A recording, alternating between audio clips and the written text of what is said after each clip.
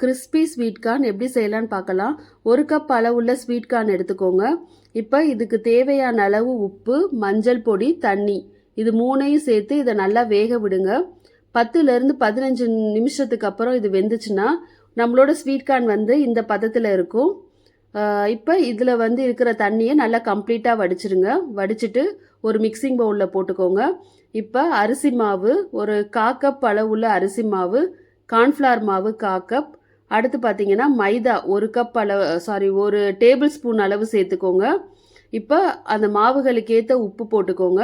இதை லைட்டாக அந்த மாதிரி மிக்ஸ் பண்ணி விட்டுட்டு ஒரு ஜல்லடையில் போட்டு சலிச்சிட்டிங்கன்னா இந்த கார்னில் வந்து ஒட்டாத மாவு எல்லாம் வந்து கீழே வந்து விழுந்துடும்.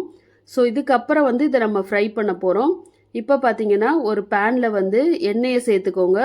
நல்லா ஃப்ளேம் வந்து ஹையாகவே வச்சுக்கோங்க. இப்போ இந்த கார்னை வந்து நம்ம போட்டு பொரிக்க போகிறோம். இப்போ என்ன பண்ணணும்னா பொரிக்கிறப்ப இந்த மாதிரி மூடி போட்டுருங்க, இல்லைன்னா இது வந்து பயங்கரமாக தெறிக்கும். ஸோ இந்த மாதிரி நல்லா ஃப்ரை பண்ணி விடுங்க. அதாவது நீங்கள் இதை பார்க்குறப்ப மட்டும் லிட்டை எடுத்துட்டு சிம்மில் வச்சுட்டு கிளறி விடுங்க. ஸோ இது வந்து நம்மளுக்கு கம்ப்ளீட்டாக ஃப்ரை ஆன கார்னு.